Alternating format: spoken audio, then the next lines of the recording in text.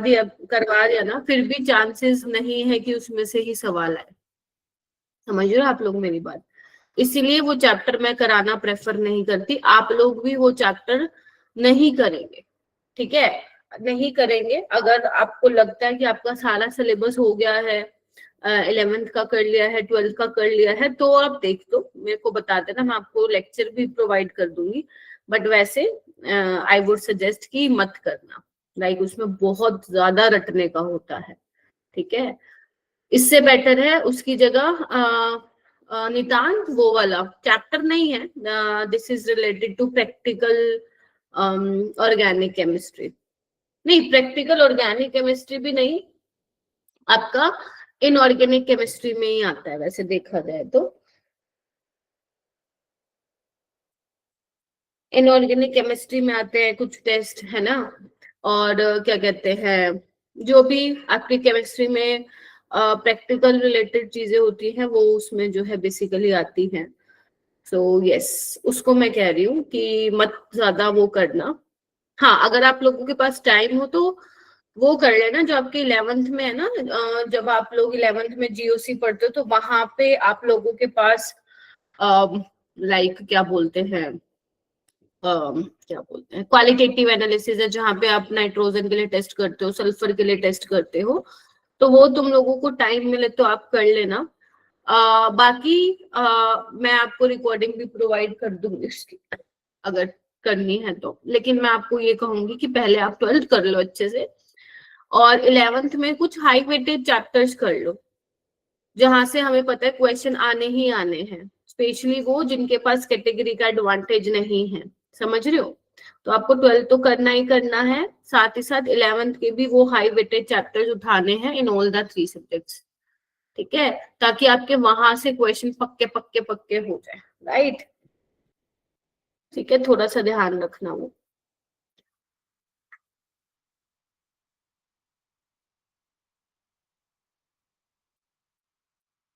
चलिए स्टार्ट करें। So yes बेटा, तो ये आप लोगों का 12th का लास्ट चैप्टर है बायोमोलिक्यूल्स, ठीक है? जिसको हम कंप्लीट करेंगे। थोड़ा सा छोटा चैप्टर नहीं है, 5-6 लेक्चर इसमें लगेंगे अपने। अब इसमें करना क्या है, अब बायोमोलिक्यूल्स का मतलब ये नहीं है कि इसमें बायो की सारी चीजें होंगी, नहीं, ऐसा नहीं है। बायोमोलिक्यूल्स में हमें वो चीजें पढ़नी है जो केमिस्ट्री रिलेटेड है, जो एक केमिस्ट्री का बच्चा इसको पढ़ सकता है, वो चीजें हमें कवर करनी है इस चैप्टर में, ठीक है? तो इस चैप्टर में बेसिकली क्या क्या चीजें हैं, देखो ये चैप्टर को 3 पार्ट में डिवाइड किया गया है। किसमें? एक आपके कार्बोहाइड्रेट्स में, ठीक है? दूसरा आपके प्रोटीन्स में, जिसमें आप अमाइनो एसिड्स के बारे में पढ़ोगे, एंड थर्ड पार्ट है आपका न्यूक्लिक एसिड, विटामिन, ये वाला पार्ट है, ठीक है? तो ये 3 पार्ट में इस चैप्टर को डिवाइड किया गया है, तो हमें तीनों पढ़ने हैं। और सबसे बड़ा वाला जो पार्ट है वो रहेगा तुम्हारा कार्बोहाइड्रेट्स वाला। कार्बोहाइड्रेट्स अपने आप में बड़ा टॉपिक है, इसमें अपने को 2.5 लेक्चर लगेंगे कार्बोहाइड्रेट्स पढ़ाने में मुझे, ठीक है? बाकी तो छोटू छोटू है, बाकी छोटू छोटू है। प्रोटीन में 2 दिन लगेंगे और बाकी बच्चा कुचा 1 दिन में ही कंप्लीट हो जाएगा। समझ रहे हो आप मेरी बात? सो अराउंड 5 to 6 लेक्चर्स अपने को इसमें लगेंगे, मतलब by the end of next week अपन कंप्लीट कर देंगे, ठीक है? ओके, तो अब बात आती है इसकी वेटेज की। तो अगर मैं इसकी वेटेज की बात करूं, देखो कराऊंगी क्या वो भी मैं बताती हूँ आज की क्लास में। अगर तुम इसकी ध्यान से वेटेज की बात करो, देखो तुम्हें दिख रहा है लास्ट 4 साल की वेटेज दिखाई दे रही है? दिख रही है? कितने क्वेश्चन आ रहे हैं लगभग लगभग, बस कितना आ रहा है, एक सवाल आ रहा है। कितना आ रहा है? एक, मतलब एक तो आएगा ही आएगा, ऐसा नहीं है कि इसमें से सवाल नहीं आएगा, आएगा, बट एक ही आएगा, 2 आने के चांसेस बहुत बहुत बहुत कम है। समझ आई आप लोगों को? तो हम लोग इसको, इस चैप्टर को इस तरीके से करेंगे। देखो कई बार ना इससे क्वेश्चन, वैसे तो एनसीईआरटी बेस्ड आता है, 90% ऑफ द टाइम जो क्वेश्चन होता है, मेरी आवाज आ रही है ना? हाँ, जो क्वेश्चन है वो एनसीईआरटी बेस्ड होता है, ठीक है? लेकिन कई बार 10% केसेस में वो थोड़ा सा डिफिकल्ट क्वेश्चन दे देता है, और वो ऐसा होता है फिर वो मोस्ट ऑफ द स्टूडेंट से नहीं बनता है। तो हम लोग जो यहाँ पे तैयारी करेंगे वो 90% के हिसाब से करेंगे कि जो 90% ऑफ द टाइम क्वेश्चंस पूछे गए हैं या पूछे जाने के चांसेस हैं उनको हमें अच्छे से करना है। Getting my point? अब ये हमारे हाथ में नहीं है, ठीक है। अब 10% मान लो जो डिफिकल्ट आएगा, अगर वो डिफिकल्ट उसमें से आया जो मैं तुम्हें पढ़ाऊंगी तो बहुत अच्छी बात है। बट अगर उसमें से आ गया जो मैंने शायद पढ़ाया भी नहीं और तुमने सुना भी नहीं, वो सवाल आ गया, तो तुम क्या करके आओगे फिर उस क्वेश्चन को स्किप मार के आओगे। समझ रहे हो आप मेरी बात? तो इसमें यही है, अगर क्वेश्चन आसान हुआ, मीडियम हुआ तो आप 101% बना लोगे। बट अगर क्वेश्चन ऐसा आया जो आपने सुना नहीं है, क्योंकि इसमें ना कई अजीब तरह की रिएक्शंस भी दे देता है एग्जामिनर, तो वो हमारे हाथ में नहीं है, तो आप स्किप मार के आना उसको, ठीक है। बट जो हमारे हाथ में है 90% उसको हम बहुत अच्छे से प्रिपेयर करके जाएंगे पेपर में। और बहुत सारे बच्चों की शिफ्ट में तो आसान क्वेश्चन भी देखने को मिल जाएगा, ठीक है। आज मैं पढ़ाने क्या वाली हूँ, सबसे पहले हम कार्बोहाइड्रेट्स के बारे में जानेंगे कि कार्बोहाइड्रेट्स होते क्या हैं, ठीक है। आराम आराम से करूंगी क्योंकि आई नो आप लोगों का बैकग्राउंड पीसीएम है ना, मैथ्स आप लोगों के पास, बायोलॉजी शायद नहीं, आप में से किसी के पास, अच्छा जो नीट वाले बच्चे उनको थोड़ा सा आसान लगेगा बिकॉज वो बायोलॉजी में 11th में पढ़ते हैं, जैसे वंशिका है, आर्यन है, 2-4 और बच्चे हैं, तो आप लोगों को बहुत सही से बढ़िया तरीके से शायद आप बहुत जल्दी कैच कर लो। बट जो जेई के बच्चे हैं उन्होंने ये बायो में नहीं पढ़ा होगा जिनके पास मैथ्स है, तो इसीलिए मैं थोड़ा सा स्लो चलूंगी ताकि आप लोगों को समझ में आए, ठीक है। उसके बाद कार्बोहाइड्रेट्स की क्लासिफिकेशन हम लोग करेंगे, साथ ही साथ ग्लूकोज के स्ट्रक्चर की बात करेंगे और रिएक्शंस भी हम पढ़ेंगे ग्लूकोज की, ठीक है। तो हमारा जो स्टार्टिंग के 2.5 दिन है वो इसी में ही जाएंगे जहां पे हम कार्बोहाइड्रेट्स के बारे में ही पढ़ेंगे। क्लियर है? चलो स्टार्ट करते हैं। आज तुम्हें कुछ मुश्किल नहीं लगेगा, आज सब कुछ आसान है।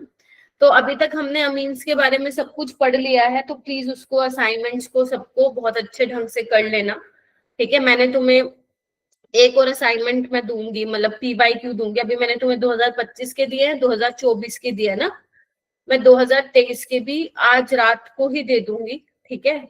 मोस्ट लाइकली आज ही दे दूंगी क्योंकि कल फिर मॉर्निंग में फिर लेट हो जाता है, मुझे भी 11 बज जाते हैं, ठीक है। चलिए अब आते हैं हम काम की बात पे। अब थोड़ा थोड़ा लिखते जाओ, थोड़ा थोड़ा लिखते जाओ, ठीक है। इसमें थोड़े स्ट्रक्चर बनाने की अपने को प्रैक्टिस करनी पड़ेगी, चाहे वो नीट का बच्चा है चाहे वो जेई का बच्चा है। जो नीट के स्टूडेंट्स हैं उनको 11th में टीचर कहते हैं कि तुम लोग ये केमिस्ट्री में पढ़ोगे, ठीक है। और मैं बच्चे को कहती हूँ तुम बायो में पढ़ के आए हो, तो फंस जाते हैं बेचारे बच्चे, ठीक है। तो हम लोग जो है यहाँ पे करेंगे और आपको प्रैक्टिस करनी है स्ट्रक्चर बनाने की, है ना। जो मैं जितनी बार, देखो कई बार तो मैं ही बना दूंगी, एक बार तो तुम लोग मुझे देख के बनाओगे, एक बार तुम घर पे प्रैक्टिस कर लेना 1 से 2 बार, ठीक है।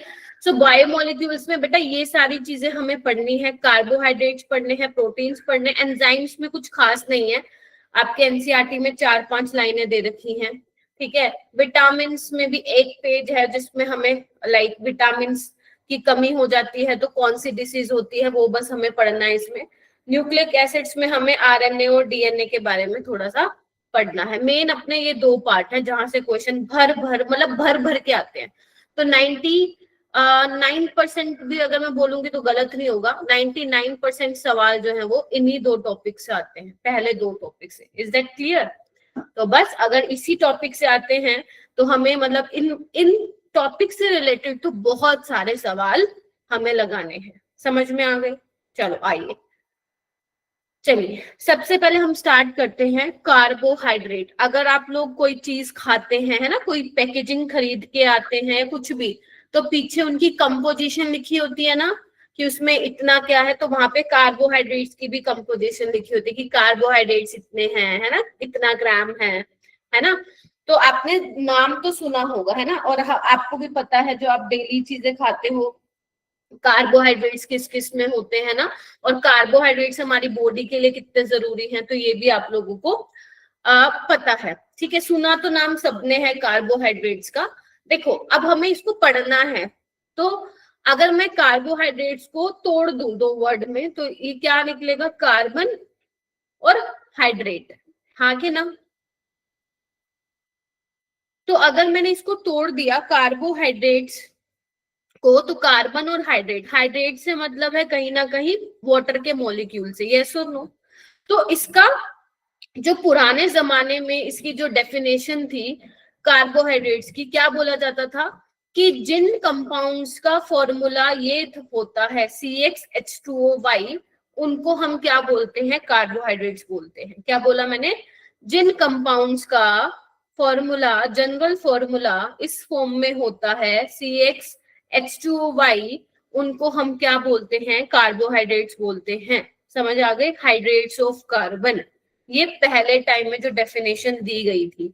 जैसे अगर मैं मान लो X6 ले लूं और Y6 ले लूं तो मेरा क्या बनेगा, देखना एक बार ध्यान से देखो, C6H12O6, क्या ये मेरा ग्लूकोज बन गया, और ग्लूकोज मेरा क्या होता है, कार्बोहाइड्रेट होता है, यस और नो। ठीक है, ग्लूकोज इज माई कार्बोहाइड्रेट, है ना। तो ये जो ग्लूकोज का जो फॉर्मूला है C6H12O6, वो इस डेफिनेशन में क्या बैठ रहा है, फिट बैठ रहा है, हाँ या ना।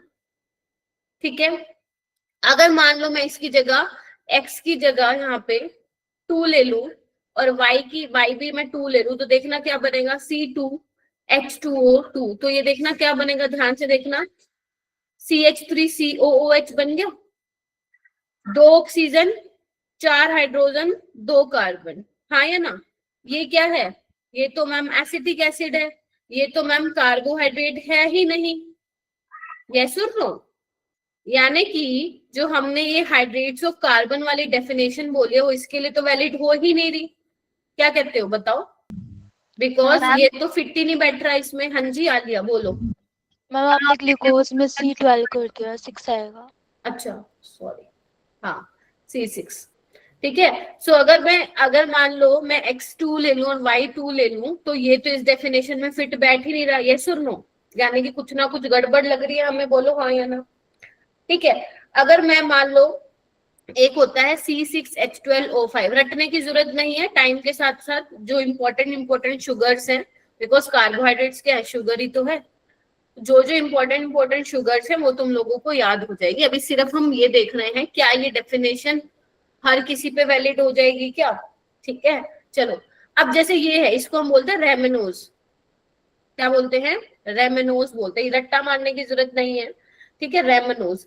अब ये क्या होता है, कार्बोहाइड्रेट होता है, कार्बोहाइड्रेट होता है, बट ध्यान से देखो, लेकिन ये इस डेफिनेशन में तो फिट ही नहीं बैठ रहा। इसको लिख सकते हो क्या इस फॉर्म में, CxH2O की फॉर्म में, नहीं लिख सकते हो। यानी कि ये करेक्ट डेफिनेशन नहीं है, कार्बोहाइड्रेट्स की करेक्ट डेफिनेशन नहीं है। तो अगर कोई बच्चा कोई तुमसे पूछे कि कार्बोहाइड्रेट्स क्या होते हैं, तो अगर तुम बोलोगे कि these are the hydrates of carbon, तो वहां पे आपको डांट भी पड़ सकती है कि ये सही डेफिनेशन इसकी नहीं है। तो इसकी मैम सही डेफिनेशन क्या है कार्बोहाइड्रेट्स की, तो बेसिकली कार्बोहाइड्रेट्स को आप डिफाइन कर सकते हो, carbohydrates are the polyhydroxy aldehyde और कीटोन। क्या बोला मैंने, पॉलीहाइड्रोक्सी का मतलब there are number of OH groups, yes और नो, बहुत सारे OH ग्रुप्स होंगे, और एल्डिहाइडिक ग्रुप होगा उनमें, और कौन सा होगा, कीटोन ग्रुप होगा, हाँ के ना, बोलो। अगर मैं तुम्हें एक बार, ये क्या हो रहा है बार बार आगे पीछे हो रही स्लाइड, हाँ, अगर मैं तुम्हें वैसे ग्लूकोज के स्ट्रक्चर का दर्शन करवाऊं तो देखना एक बार, ग्लूकोज का स्ट्रक्चर ये होता है, देखो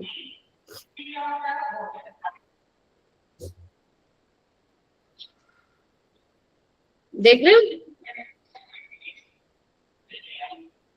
ये होता है। अब मैम ये हमें कैसे होगा, हो जाएगा, तुम आज के आज ही सीख जाओगे ग्लूकोज का स्ट्रक्चर बनाना। तो यहाँ पे देखो बहुत सारे OH है,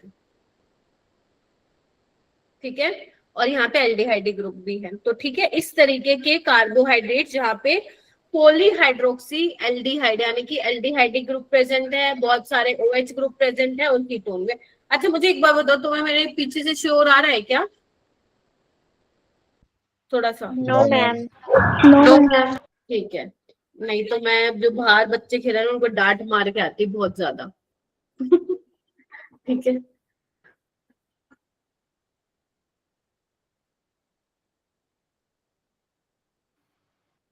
हाँ ठीक है। सो क्या डेफिनेशन है कार्बोहाइड्रेट्स की, समझ में आया? बताना मेरे को जरा। These are the polyhydroxy aldehyde और कीटोन्स, इनको सेक्राइड्स भी बोलते हैं। ये वर्ड हम किसके लिए यूज करते हैं? शुगर के लिए। हो जाएगा? यस और नो? मुश्किल लगा अभी यस तक? मैम। अभी तक तो कुछ ऐसा नहीं बताया मैंने।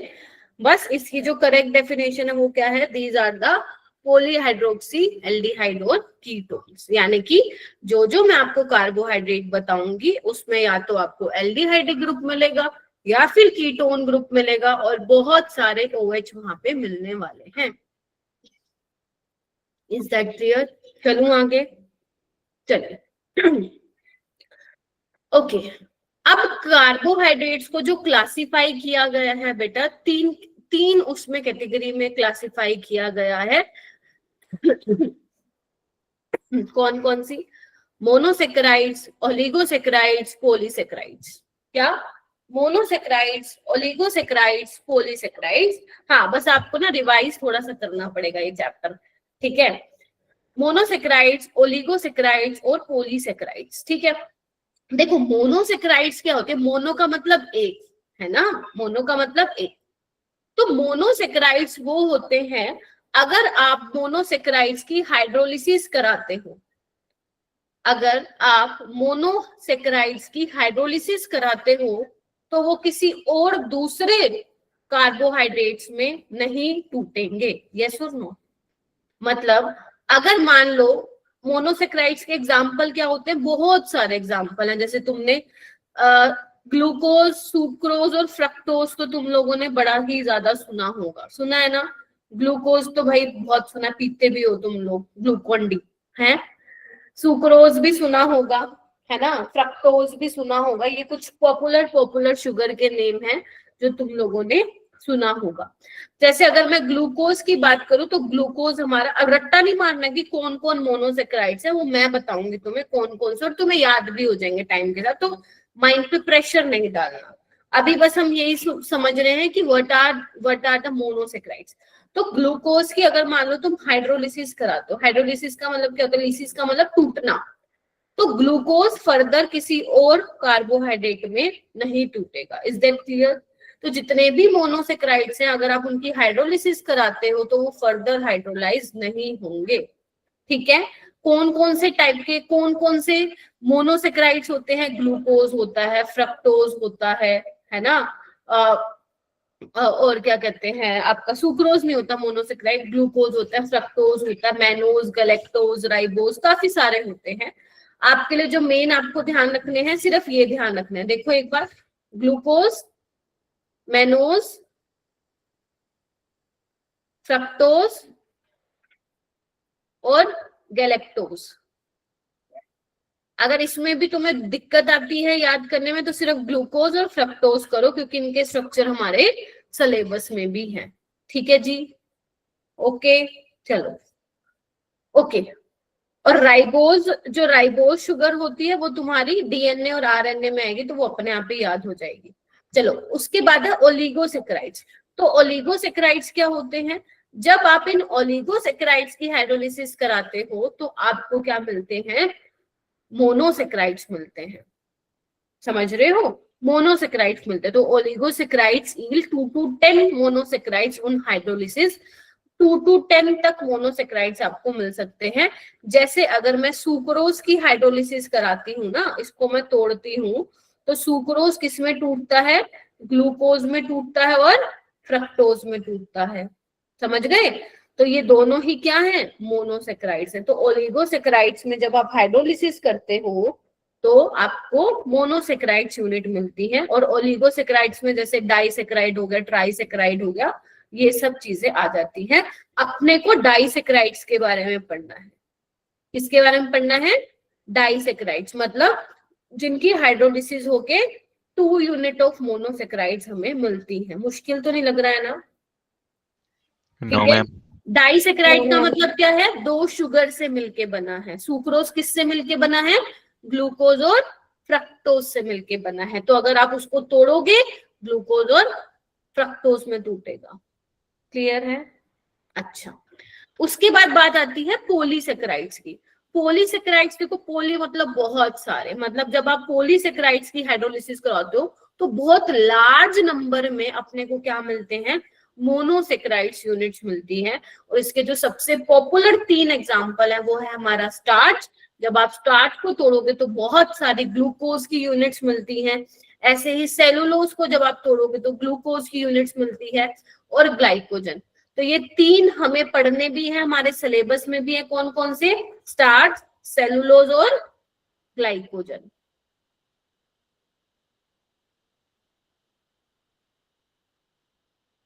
ठीक है जी। चलो, अभी तो हमने बिल्कुल बेसिक बेसिक चीजें की कि what is the definition of carbohydrates, what are the monosaccharides, oligosaccharides और पॉलीसेक्राइड्स। ओलिगोसेक्राइड्स में हमें सिर्फ डाइसेक्राइड से डील करनी है, हमारे वही सिलेबस में, जैसे सुक्रोज, माल्टोज, लैक्टोज, यही हमें पढ़ना है क्योंकि इसके स्ट्रक्चर हमारे सिलेबस में। पॉलीसेक्राइड्स में हमें सिर्फ स्टार्च, सेलुलोज और ग्लाइकोजन की बात करनी है। समझ में आया? तो बहुत ज्यादा हमें नहीं पढ़ना है, कुछ पर्टिकुलर कार्बोहाइड्रेट्स हैं जिसके बारे में हमें पढ़ना है, मतलब जो एनसीईआरटी में प्रेजेंट है उनके बारे में हमें फिर डिटेल में स्टडी करना है, क्योंकि उसमें से फिर एग्जामिनर कहीं से भी सवाल हमसे फ्रेम कर सकता है। यहाँ तक क्लियर हुआ जितना मैंने बताया है? बताओ, यहाँ तक किसी को डाउट है तो पूछ लो। नहीं है? No ma'am. बहुत बढ़िया। अब बात आती है शुगर। ये लिखने की जरूरत नहीं है, तो ये सिंपल ही है, बस सुन लो इसको। Sugar and non sugar. Sugar and non sugar किसको बोला गया है? देखो देखो, शुगर उसको बोली गई है जो कार्बोहाइड्रेट्स मीठे होते हैं ना टेस्ट में, उनको हम शुगर बोलते हैं। ठीक है, उनको हमने शुगर बोला है। और जो हमारे क्या बोलते हैं, मीठे नहीं है ना, उनको हम क्या बोलते हैं? नॉन शुगर्स बोलते हैं। तो जितने भी ऐसे जो पॉलीसेक्राइड्स है ना आप लोगों के, जैसे अभी मैंने स्टार्च, सेलुलोज बताया, वो स्वीट नहीं होते हैं टेस्ट में, तो उनको हम नॉन शुगर्स वाली कैटेगरी में वो आते हैं। समझ रहे हो? दे आर कार्बोहाइड्रेट्स बट वो नॉन शुगर वाली कैटेगरी में आते हैं। ठीक है। और जो हमारे मोनोसेक्राइड्स और डाइसेक्राइड्स, मैं फिर बोल रही हूँ आपको कौन कौन से ध्यान रखने हैं। ग्लूकोज मोनोसेक्राइड है, और फ्रक्टोज। अभी ये 2 ही ध्यान रखो, मेरे लिए यही जरूरी है कि आपको ये 2 आ जाए याद। ठीक है। डाइसेक्राइड्स में हम कौन से पढ़ेंगे? सुक्रोज, माल्टोज और लैक्टोज। दूध में होता है ना लैक्टिक एसिड। ठीक है, तो ये हमें देखने हैं। ये शुगर्स होते हैं because they are sweet in taste. ठीक है, इसको लिखने की जरूरत नहीं है, सिर्फ ये एक एनसीईआरटी में लाइन थी तो मैंने आप लोगों को बता दी। आप एनसीईआरटी की रीडिंग जरूर करना है ना। मेरे पढ़ाने के बाद आपको सिर्फ 20 मिनट्स लगेंगे, आप एनसीईआरटी की रीडिंग जरूर करना। बेशक आप क्लास के आने से पहले कर लो या फिर आप क्लास के खत्म होने के बाद कर लो। आज जैसे तुम्हारी मैथ्स की क्लास नहीं है ना, तो रीडिंग कर लेना इसकी। ठीक है, चल जाइए। हाँ, ओके। अब बात करते हैं, ये इंपॉर्टेंट है, ये इंपॉर्टेंट है, ध्यान से देखोगे आप। देखो, reducing and non reducing sugar क्या होता है, ये बहुत ज्यादा इंपॉर्टेंट है, बहुत हद ज्यादा इंपॉर्टेंट है। यहाँ से सवाल काफी आते हैं। देखो, रिड्यूसिंग शुगर क्या होते हैं ना, वो सारे कार्बोहाइड्रेट्स जो फेलिंग सॉल्यूशन को रिड्यूस कर दे, टोलिंस रिएजेंट को रिड्यूस कर दे, वो रिड्यूसिंग शुगर होते हैं। आप लोगों को याद है हमने फेलिंग सॉल्यूशन, टोलिन सॉल्यूशन है ना, टोलिन्स रिएजेंट, बेंडिक सॉल्यूशन पढ़ा था, याद है? तो ये क्या होते हैं? ये ऑक्सीडाइजिंग एजेंट होते हैं। खुद को रिड्यूस कराते हैं और दूसरों को क्या कराते हैं? ऑक्सीडाइज कराते हैं। हाँ या ना? Yes ma'am.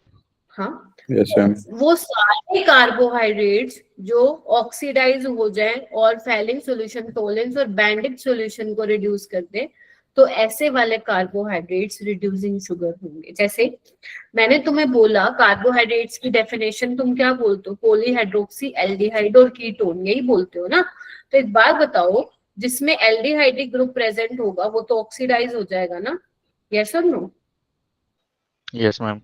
Yes ma'am. That is why ये चीज लिखी हुई है यहाँ पे कि जो कार्बोहाइड्रेट्स रिड्यूस कर दे फैलिंग सॉल्यूशन, टोलेंस रिएजेंट, साथ में बेंडिक सॉल्यूशन भी आप यहाँ पे मेंशन कर सकते हो, वो रिड्यूसिंग शुगर होंगे। ठीक है, ये बहुत छोटी सी चीज अभी मैं यहाँ पे बता रही हूँ, इसको डिटेल में हम आने वाली क्लासेस में पढ़ेंगे। ठीक है, अच्छा फिर वो कह रहे हैं जितने भी मोनोसेक्राइड्स हैं, चाहे वो एल्डोज हो कीटोज हो। मैम अब ये क्या होता है, देखो एल्डोज नाम से तुम्हें पता चल रहा है, एल्ड मतलब एल्डिहाइड, कीटो मतलब कीटोन, ओस का मतलब होता है शुगर।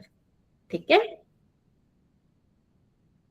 तो वो वाली शुगर जिसमें एल्डिहाइडिक ग्रुप है और कीटोन ग्रुप है, लेकिन मैं किसकी बात कर रही हूँ मेरा बेटा, मोनोसेक्राइड्स की। ठीक है, वो क्या होंगे आपके रिड्यूसिंग शुगर होंगे, मतलब वो सब के सब क्या हो सकते हैं, ऑक्सीडाइज हो सकते हैं और फैलिंग टोलेंस रिएजेंट इन सबको क्या कर सकते हैं, रिड्यूस कर सकते हैं। Is that clear? अच्छा, उसके बाद आता, लिख लेना ये, उसके बाद आता है डाइसेक्राइड्स। डाइसेक्राइड्स में सारे के सारे अगर तुम बोलो रिड्यूसिंग शुगर होगा तो ये गलत बात हो जाएगी। सिर्फ वही वाले जो है डाइसेक्राइड्स आपके बेटा रिड्यूसिंग शुगर कहलाएंगे जिनके पास फ्री एल्डिहाइडिक ग्रुप प्रेजेंट होगा।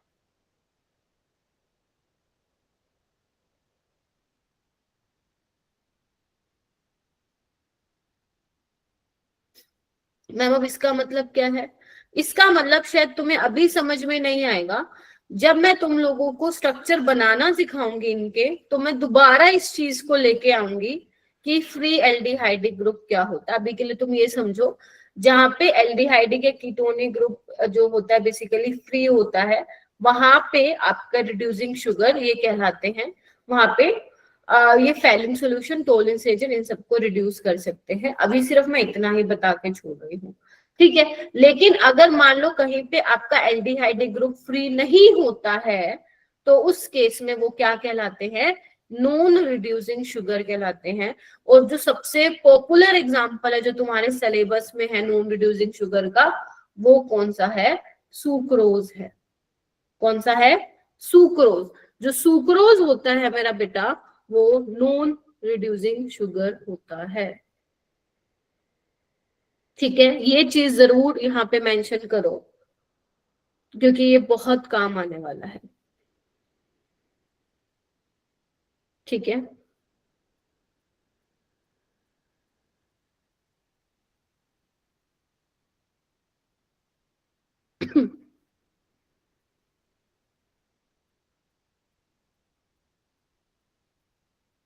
ठीक है,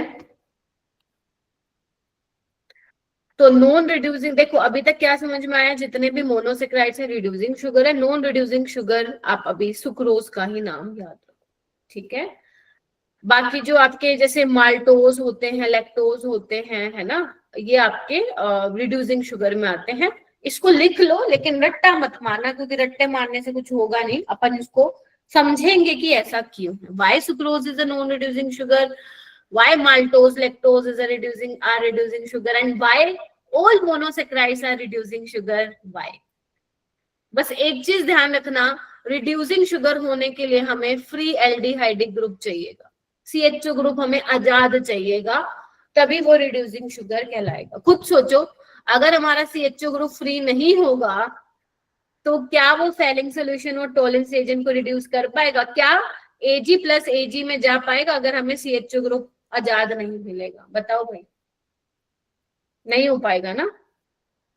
तो इसीलिए CHO group should be free, functional group आपके फ्री होने चाहिए।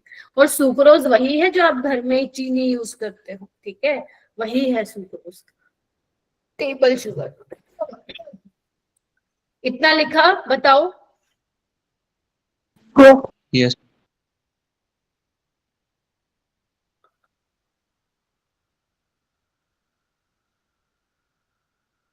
चलिए आगे चलते हैं, थोड़ा और आगे बढ़ते हैं। ये एनसीईआरटी की स्निपिंग है। क्या बोला है, मोनोसेक्राइड्स को भी फर्दर क्लासिफाई, ये इंपॉर्टेंट नहीं है, इसको सिर्फ सुन लो। मोनोसेक्राइड्स को फर्दर क्लासिफाई किया गया on the basis of number of carbon atom. वो कह रहे हैं कि अगर मान लो मोनोसेक्राइड्स में एल्डिहाइड है तो हम उसको एल्डोज बोलते हैं, अभी बता दिया मैंने। कीटो ग्रुप है तो कीटोज बोलते हैं, ये मैंने बता दिया। आओ इधर, डिफरेंट टाइप के मोनोसेक्राइड्स तुम्हें देखने को मिलेंगे। जैसे देखो, अगर मान लो 3 कार्बन एटम है कार्बोहाइड्रेट में, ठीक है, तो उसकी जो जनरल टर्म होती है वो क्या होती है? ट्राईओस। ट्राई का मतलब 3, ओस का मतलब शुगर। अगर एल्डिहाइड है तो एल्डो ट्राईओस बोल दो, अगर कीटोन ग्रुप है तो क्या बोल दोगे? कीटो ट्राईओस बोल दोगे। ऐसे ही मान लो 5 कार्बन है, एल्डिहाइड ग्रुप है तो एल्डोपेंटोज बोल दोगे, और कीटोन है तो क्या बोल दोगे? कीटोपेंटोज बोल दोगे। हाँ या ना? अगर 6 कार्बन है तो वैसे तो हेक्सोज होगा, अगर एल्डिहाइड ग्रुप है तो एल्डोहेक्सोज, और कीटोन ग्रुप है तो कीटोहेक्सोज। यस और नो? तो हमें कौन सा पढ़ना है? हमें सिर्फ इन दोनों के बारे में डिस्कशन करना है, एल्डोहेक्सोज और आपका पेंटोज। सबसे ज्यादा डिस्कशन करना है हमें हेक्सोज। क्यों? क्योंकि जब आपका ग्लूकोज होता है ना, उसमें 6 कार्बन होते हैं। अब 6 कार्बन है और एल्डिहाइड ग्रुप है तो मतलब उसको क्या बोलेंगे? एल्डोहेक्सोज। ऐसी जो फ्रक्टोज है उसमें भी कितने कार्बन है? 6 कार्बन है, तो उसको हम क्या बोलेंगे?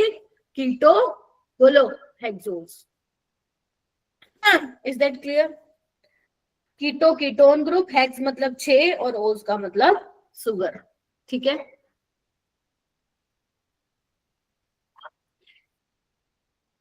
सो तो नहीं गए? No, ma'am. हाँ फिर ठीक है। आई होप मुश्किल नहीं लग रहा होगा। अब आते हैं, चलो अब तो ये थी हमने बेसिक बेसिक कुछ बातें की थ्योरी वाली। अब आओ यहाँ पे, अगर आपको ग्लूकोज को प्रिपेयर करना है तो कैसे कर सकते हो? 2 रिएक्शन है जो आपके एनसीईआरटी में दी हुई है, जो कि हमें पढ़नी भी है। वो कौन कौन सी हैं? एक तो सुक्रोज से आप ग्लूकोज बना सकते हो। सुक्रोज का फॉर्मूला पता है ना तुम लोगों को? C12H22O11। C12H22O11 नहीं है तो अभी याद करो, फटाक से याद करो। C12H22O11। तो जब आप सुक्रोज की हाइड्रोलिसिस करते हो एसिडिक मीडियम में, हाइड्रोलिसिस का मतलब क्या होता है भाई? टूटेगा ना। तो किसमें टूटेगा? तो जब आप सुक्रोज को तोड़ रहे हो in the presence of acidic medium, तो आपको इक्विमोलर अमाउंट्स मिलेंगे। किसके? इक्विमोलर अमाउंट्स मिलेंगे। किसके? ग्लूकोज के और फ्रक्टोज के। क्लियर है? इक्विमोलर अमाउंट्स का मतलब क्या हुआ है? अगर मान लो मुझे ग्लूकोज का 1 मॉलिक्यूल मिल रहा है तो फ्रक्टोज का भी 1 ही मिलेगा। Is that clear? मुझे ग्लूकोज और फ्रक्टोज का क्या मिलेगा? इक्विमोलर अमाउंट मिलेगा जब आप सुक्रोज की हाइड्रोलिसिस करवाओगे। ठीक है, अब जो ग्लूकोज देखो, देखो जो ग्लूकोज है, अभी जैसे मैं उसका स्ट्रक्चर भी तुम्हें दिखाऊंगी, उसमें कायरल कार्बन है, ऑप्टिकली एक्टिव है। तो डेफिनेटली अगर कोई कोई कंपाउंड आपका ऑप्टिकली एक्टिव है तो उसका ऑप्टिकल रोटेशन भी होगा। यस और नो? है ना? सो बेसिकली जो ग्लूकोज का ऑप्टिकल रोटेशन होता है वो +52 पॉइंट समथिंग होता है, एग्जैक्ट मुझे याद नहीं है, +52 पॉइंट समथिंग होता है। और इसका, और ये डेक्सोरोटेटरी होता है। ठीक है, मतलब डेक्सोरोटेटरी मतलब समझते हो? क्लॉकवाइज घूमना, है ना? और जो फ्रक्टोज होता है वो क्या होता है आपका? लीवो रोटेटरी होता है। उसका जो ऑप्टिकल रोटेशन आता है वो कितना आता है? -92.4 समथिंग आता है। क्या समझे? ग्लूकोज का ऑप्टिकल रोटेशन +52 पॉइंट समथिंग है, और इसका फ्रक्टोज का देखो दोनों का फॉर्मूला सेम है ना? दोनों का फॉर्मूला सेम है, बट एक फ्रक्टोज है एक ग्लूकोज है। फ्रक्टोज का आता है -92.4। तो अगर तुम ओवरऑल देखो मिक्सचर, तो ओवरऑल मिक्सचर क्या होगा? लीवो रोटेटरी होगा। यस और no? Yes, ma'am. Laevo rotatory. ठीक है, क्यों? क्योंकि देखा जाए तो माइनस में चीज ज्यादा है ना, तो ओवरऑल माइनस में आएगा। तो ओवरऑल जो सुक्रोज का मिक्सचर होता है उसको हम क्या बोलते हैं? लीवो रोटेटरी है। और इसीलिए क्या बोला जाता है क्या बोला जाता है इसको? Inversion of cane sugar. अगर तुम लोगों को याद हो केमिकल काइनेटिक्स, अगर तुमने मेरे से पढ़ी है तो मैंने इसका जिक्र किया था जब मैं तुम्हें सूडो फर्स्ट ऑर्डर रिएक्शन पढ़ा रही थी। वहां पे मैंने इन्वर्जन ऑफ केन शुगर का एग्जांपल लिया था और मैंने तुम्हें बोला था कि इसको इन्वर्जन ऑफ केन शुगर क्यों बोल रहे हैं, क्योंकि मैंने कहा था बायोमोलिक्यूल्स में मैं जो है बेसिकली तुम लोगों को बताऊंगी। ठीक है, सो ओवरऑल मिक्सचर क्या आ रहा है? लीवो रोटेटरी यहाँ पे आ रहा है। ठीक है, सो ये इसको मैं दोबारा भी बताऊंगी, जो भी मैंने बताया इसको मैं आगे भी एक्सप्लेन करूंगी, आगे भी आएगा ये। सो अभी के लिए आप ये ध्यान रखो कि सुक्रोज की जब हाइड्रोलिसिस होगी तो क्या होगा मेरा बेटा? ग्लूकोज और फ्रक्टोज में वो टूटेगा। ठीक है, बोलो। Yes, ma'am. ठीक है, ऑलराइट। उसके बाद है नेक्स्ट स्टार्च। स्टार्च से भी हम लोग जो है ग्लूकोज प्रिपेयर कर सकते हैं। ठीक है, सो यहाँ पे हम क्या लेते हैं? या तो आप स्टार्च लो या यहाँ पे सेलुलोज लो, है ना। तो अगर आप स्टार्च की हाइड्रोलिसिस करते हो तो आपको बहुत सारी यूनिट्स मिलती हैं ग्लूकोज की। अब कितनी मिलेंगी वो हमें नहीं पता, यहाँ पे हमने n लिख दिया है। आप समझ रहे हो? n नंबर ऑफ यूनिट्स आपको ग्लूकोज की मिल जाएंगी। कब? जब आप 393 केल्विन टेम्परेचर और 223 एटीएम प्रेशर जो है वो प्रोवाइड करोगे। मैम ये याद रखना है, सच बताऊं, कर लो याद। समझ रहे हो? कर लो याद, सवाल आया होगा एक बार। ठीक है, एक तो याद है तुम्हें, मैंने वैसे ज्यादा नहीं बोला टेम्परेचर वगैरह याद करने के लिए, प्रेशर याद करने के लिए, लेकिन एक मैंने तुम्हें डोज प्रोसेस में बताया था, है ना। क्या बताया था डोज प्रोसेस में?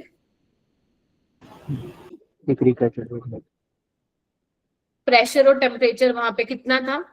323 केल्विन टेम्परेचर था शायद वहां पे और 300 एटीएम प्रेशर था, यही था क्या? 623 था। हाँ 623, यस 623 था। और एक इसका ध्यान रखना, हल्का हल्का याद रखो, ज्यादा नहीं ऐसा रटने की जरूरत, हल्का हल्का ध्यान रखो कि 223 एटमॉस्फेरिक प्रेशर इतना टेम्परेचर है। और इस कंडीशन पे जब तुम हाइड्रोलिसिस कराओगे स्टार्च की तो आपको क्या मिलेंगे? ग्लूकोज मिलेगा। ठीक है, और यहाँ पे जो ये सुक्रोज था ना, ये डेक्स्ट्रो रोटेटरी था। ठीक है, तो डेक्स्ट्रो से बेसिकली लीवो में चेंज हो रहा है ना, that is why we are saying inversion of cane sugar, अगर किसी को समझ नहीं आया था तो। राइट, सो ये हो गया, दो चीजें हो गई अपनी। ठीक है, चलिए आगे आए। अब हम बात करेंगे स्ट्रक्चर ऑफ ग्लूकोज की। देखो इसमें थोड़ा सा मैं आपको बता देती हूँ, थोड़ा एनसीईआरटी में कैसे बता रखा है। देखो क्या कहते हैं, देखो आपके जो स्कूल के एग्जाम्स है वहां पे सवाल कैसे आएगा? स्कूल के एग्जाम में आएगा कि प्रूफ करके दिखाओ कि ग्लूकोज में 6 ही कार्बन होते हैं, है ना, 5 OH ग्रुप होते हैं, एल्डिहाइड ग्रुप वहां पे प्रेजेंट होता है ना। तो पेपर में कुछ ऐसे सवाल आएंगे। बट अगर जेई की मैं बात करूं तो जेई में ऐसा सवाल नहीं आएगा। जेई में आपको ग्लूकोज का स्ट्रक्चर देके बेसिकली ये पूछेंगे कि इसकी रिएक्शन इसके साथ करा दी तो बताओ क्या बनेगा। तो हम लोग स्कूल वाले के हिसाब से ना पढ़ के जेई के हिसाब से वहां पे बात कर रहे हैं। ठीक है, चलो मैं क्लियर कर देती हूँ ये बात थोड़ी सी। चलो फर्स्ट जो सबसे इंपॉर्टेंट है वो है ग्लूकोज हमारा एल्डोहेक्सोज है। क्यों? एल्डिहाइड ग्रुप प्रेजेंट होता है, 6 कार्बन होते हैं। स्ट्रक्चर क्या होता है ग्लूकोज का? अब तो तुम भी बनाओ फटाफट।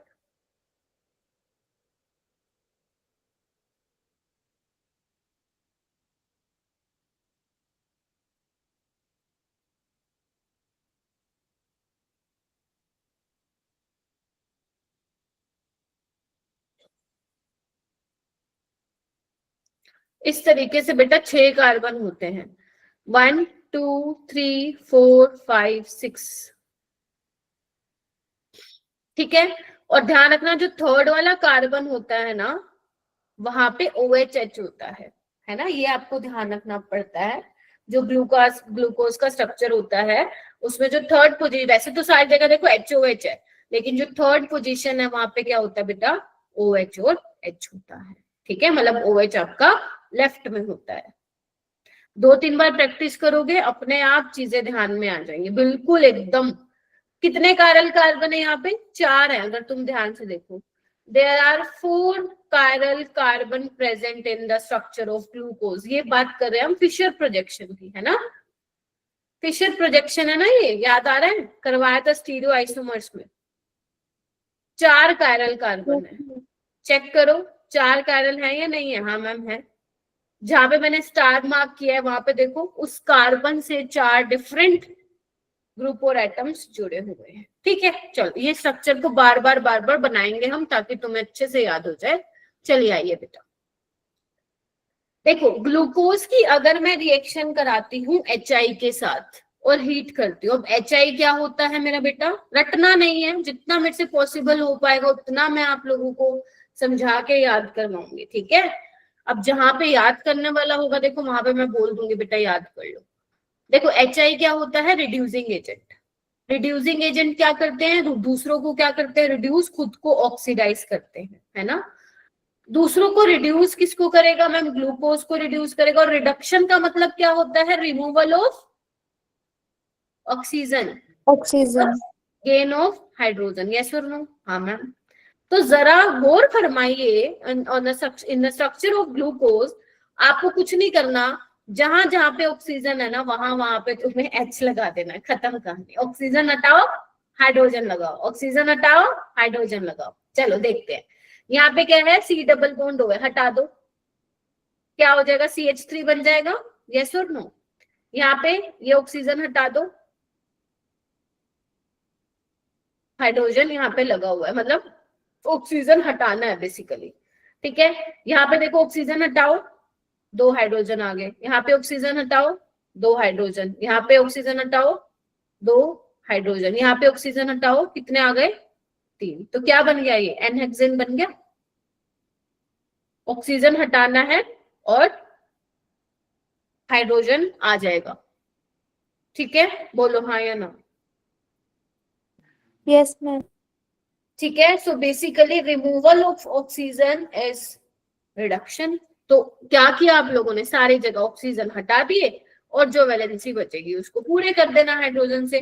तो यानी कि जब आप ग्लूकोज की रिएक्शन कराते हो HI के साथ तो हमें N हेक्सेन मिलता है।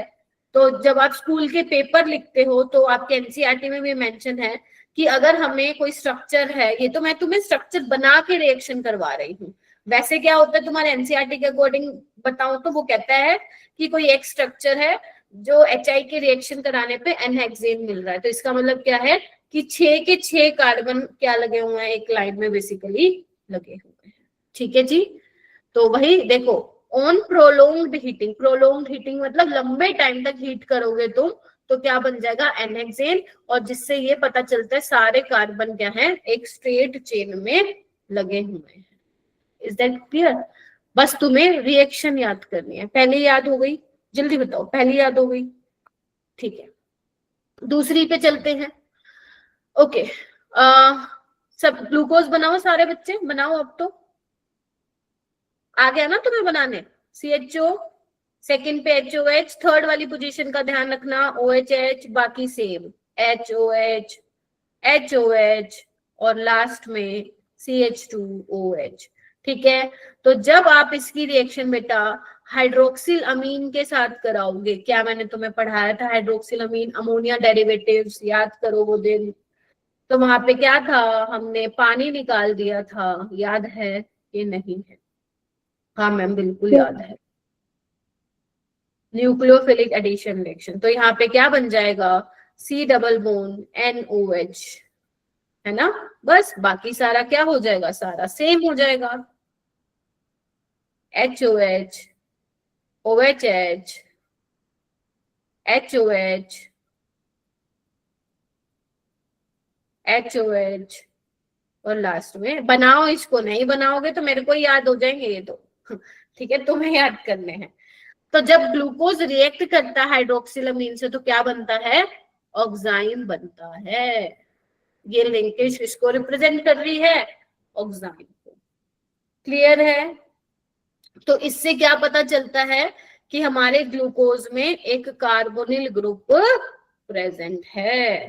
ठीक है, क्योंकि जो ये हम रिएक्शंस करवाते थे, याद करो, हाइड्रोक्सिलामीन वगैरह, ये हम किसके लिए करवाते थे? कार्बोनिल कंपाउंड्स में तो ही करवाते थे। हो जाएगा। उसके बाद लिख लो इसको और कंफर्म करो, लिख लिया ताकि मैं आगे चल पाऊं। डन? हाँ जी, 50 बच्चे done? Yes ma'am. Yes, ma'am. बहुत सही, बहुत बढ़िया। आगे बढ़ते हैं। अब हम ग्लूकोज की रिएक्शन कराते हैं HCN के साथ। मैम ये भी जानी पहचानी लग रही है। बनाओ ग्लूकोज का स्ट्रक्चर। तब तक बनवाऊंगी जब तक तुम्हें नहीं बनाने आ जाता। बनाओ। CHO, HOH, थर्ड पोजीशन पे गौर फरमाइए, OHH, HOH, फिर HOH, 6 कार्बन बनाने हैं और लास्ट में CH2OH। तो जब मैं इसकी रिएक्शन बेटा HCN के साथ कराती हूँ तो तुम लोगों को पता है क्या होगा? ये अटैक करता है, हाँ या ना? साइनोहाइड्रिन बनता है, हाँ के ना? तो यहाँ पे क्या होगा? कार्बन के पास CN आ जाएगा और H और OH। ठीक है, बाकी सारा नीचे सेम रहेगा। थर्ड कार्बन पे गौर फरमाइए, मतलब थर्ड कार्बन, यहां से थर्ड कार्बन, ठीक है, OHH और बाकी क्या होगा? सेम। इसको मैं ऐसे भी लिख सकती हूँ। मैं अभी इसलिए ऐसे नहीं लिख रही क्योंकि अभी आप सीख रहे हो ना, तभी मैं बनवा रही हूँ ताकि आपको बनाने आ जाए। तो अगर तुम ध्यान से देखो मेरा बेटा, पहले ये sp2 कार्बन था ना, प्लेनर, और आपको पता है प्लेनर में जब न्यूक्लियोफाइल आता है वो फ्रंट साइड से भी आ सकता है और बैक साइड से भी आ सकता है। तो अगर तुम ये ध्यान से देखो, ये आपका कायरल कार्बन प्रोड्यूस हो गया, यहाँ पे दिख रहा है आपको? तो जैसे अगर OH राइट हैंड साइड है, ऐसे एक और बन सकता है ना जहाँ पे OH क्या होगा बेटा? लेफ्ट हैंड साइड होगा। यस और नो? Yes, ma'am. बाकी सारा सेम। ये तुमने ऑलरेडी अपन ने पढ़ा है, बस अपन अब क्या पढ़ रहे हैं? बायोमोलिक्यूल्स में रिएक्शंस पढ़ रहे हैं।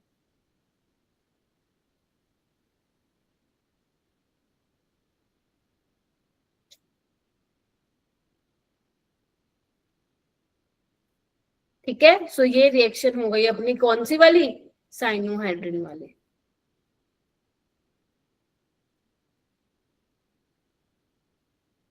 हो गया? देखो बनाओ इसको। हैंड रेज करके मुझे बताओ किस किस को ग्लूकोज का स्ट्रक्चर बनाने आ गया। अगर मैं मान लो तुम्हें एक खाली पन्ना पकड़ा दूं और तुम्हारे सामने से नोटबुक हटा दूं तो कौन कौन बना लेगा? Please raise your hand.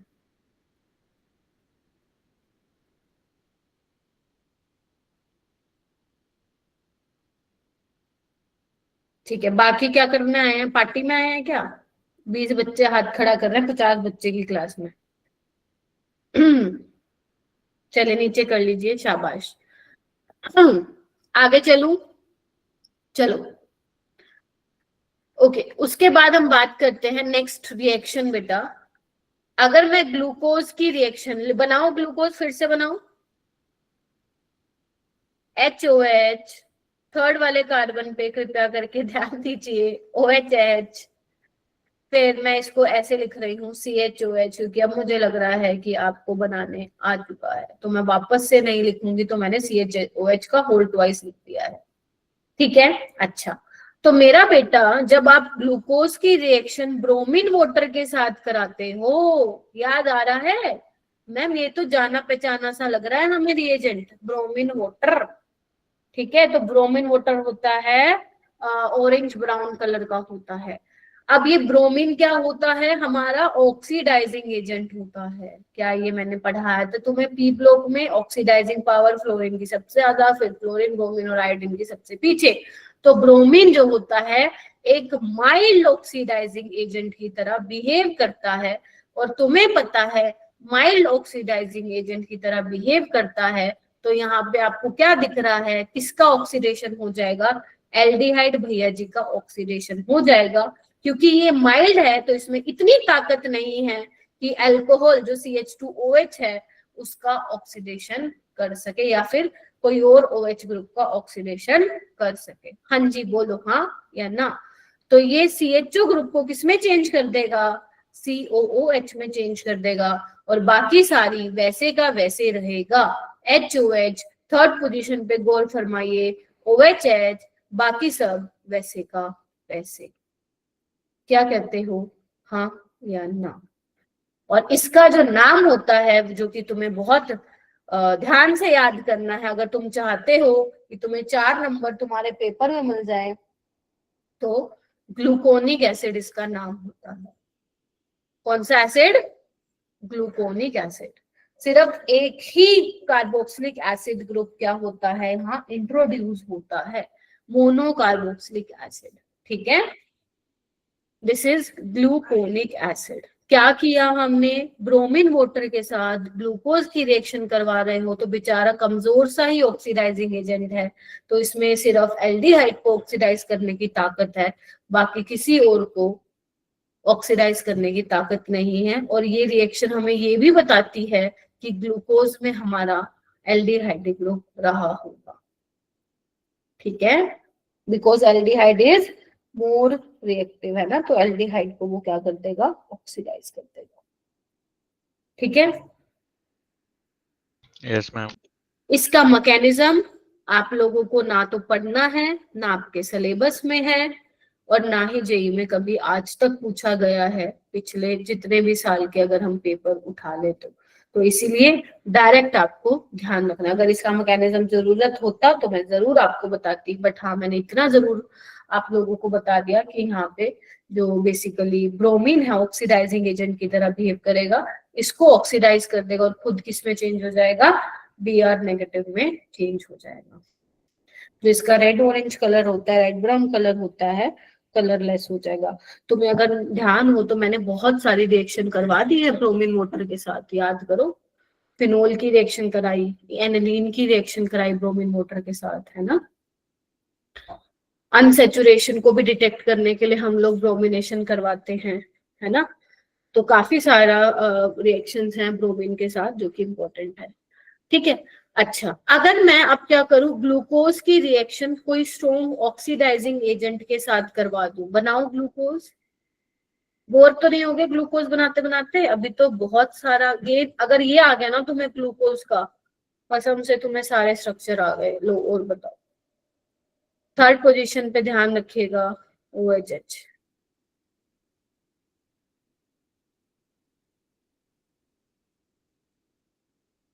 Strong oxidising agent यहाँ पे हम क्या लेंगे बेटा, कंसंट्रेटेड HNO3, ठीक है। तो क्योंकि ये स्ट्रॉन्ग ऑक्सीडाइजिंग एजेंट है, तो ये क्या करेगा, एल्डिहाइड को तो करेगा ही करेगा ऑक्सीडाइज, अल्कोहल को भी किसमें कर देगा, एसिड में। याद है मैंने तुम्हें पढ़ाया था अल्कोहल वाले चैप्टर में, अगर स्ट्रॉन्ग ऑक्सीडाइजिंग एजेंट है तो प्राइमरी अल्कोहल को एल्डिहाइड फिर फर्दर एसिड में चेंज कर देता है। बताया था कि नहीं बताया था? हाँ मैम बताया तो था। तो बस उसी को ध्यान रखते हुए अपने को ये रिएक्शन करवानी है। तो यहाँ पे 2 कार्बोक्सिलिक एसिड वाले ग्रुप इंट्रोड्यूस हो गए हैं, डाई कार्बोक्सिलिक एसिड, और इसका नाम क्या है, इसका नाम है ग्लूकैरिक एसिड। ग्लूकोनिक नहीं, ग्लूकारिक, ग्लूकैरिक एसिड, और इसको हम सैकरिक एसिड भी बोलते हैं।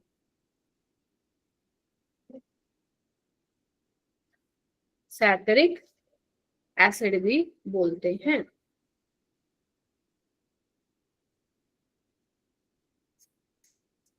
पहले आराम से कर लो, डाइजेस्ट हो रहा है कि क्या करवा रही हूँ।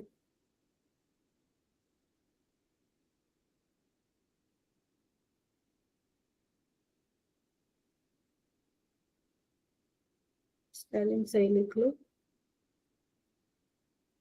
ठीक है। तो यानी कि अगर आप स्ट्रॉन्ग ऑक्सीडाइजिंग एजेंट लेते हो तो ये आपको मिलता है, ठीक है।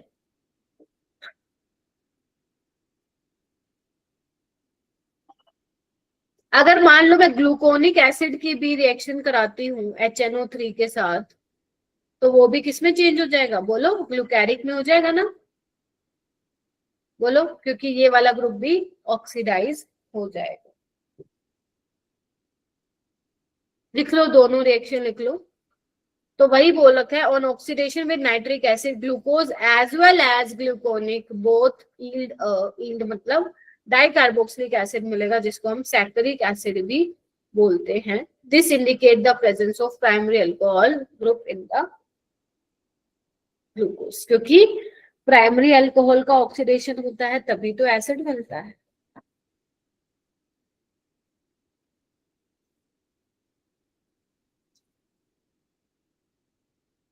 हो गया। चलिए नेक्स्ट हम करते हैं, जब आप ग्लूकोज की रिएक्शन बेटा एसिटिक एनहाइड्राइड के साथ करते हो तो क्या बनता है, आइए ग्लूकोज बनाइए, बनाइए। थर्ड पोजीशन का ध्यान रखना।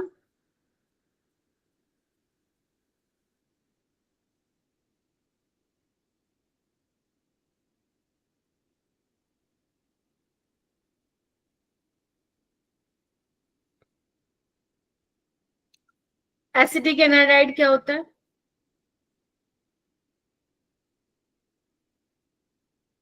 यही होता है, बोलो हाँ या ना।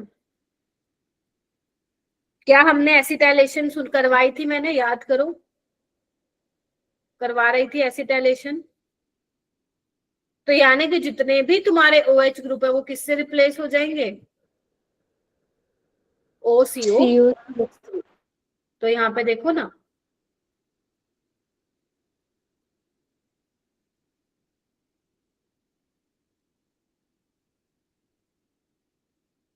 बनाती हूं मैं यहाँ पे,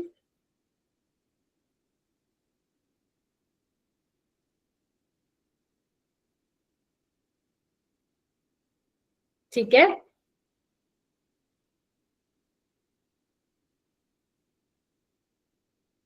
तो यहाँ पे तुम्हें क्या दिख रहा है, पेंटा एसीटेट है ना, 5 पोजीशन पे बन गया ना, 5 पोजीशन पे आ गया, हुआ एसिटाइलेशन, तो हम इसको ग्लूकोज पेंटा एसीटेट बोलेंगे। ठीक है, तो इससे क्या पता चलता है कि हमारे ग्लूकोज के स्ट्रक्चर में कितने हाइड्रोक्सिल ग्रुप्स है, 5।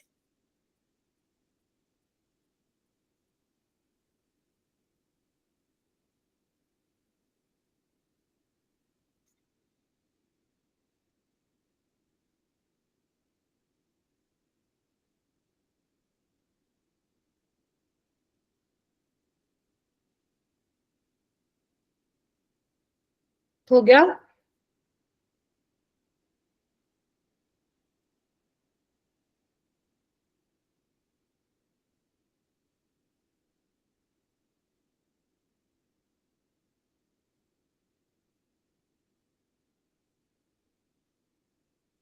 ठीक है,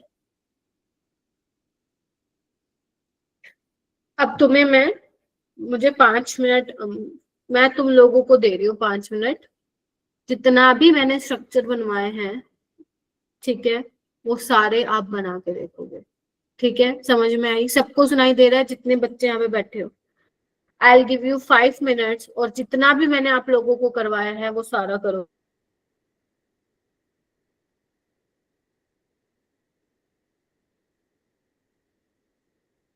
सॉरी माइक म्यूट हो गया था। 5 मिनट के हिसाब से देख लो, अब 7:59 हो जाएंगे, 8:04 पे जो है मैं तुमसे पहले पूछूंगी फिर आगे बढ़ूंगी, ठीक है, जल्दी करो।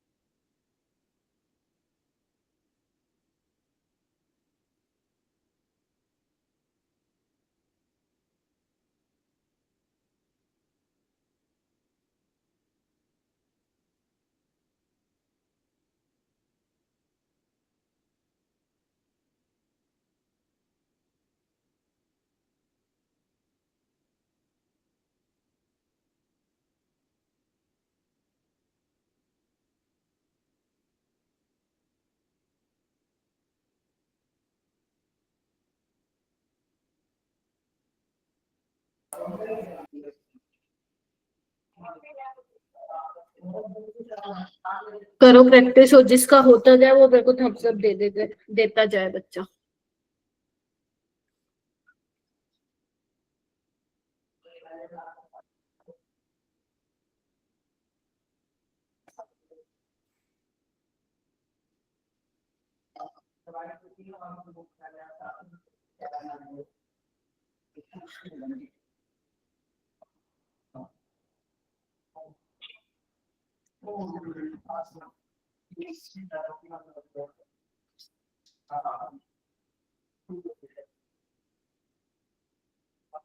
किस किस का हुआ है? ठीक है, शौर्य का हो गया है। ओके,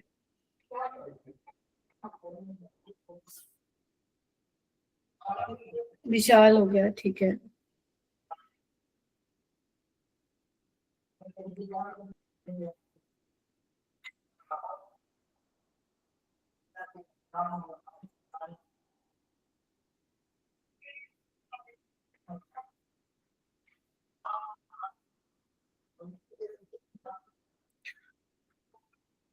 तो ग्लूकोज की रिएक्शन, पहले तो ग्लूकोज का स्ट्रक्चर बनाना आना चाहिए।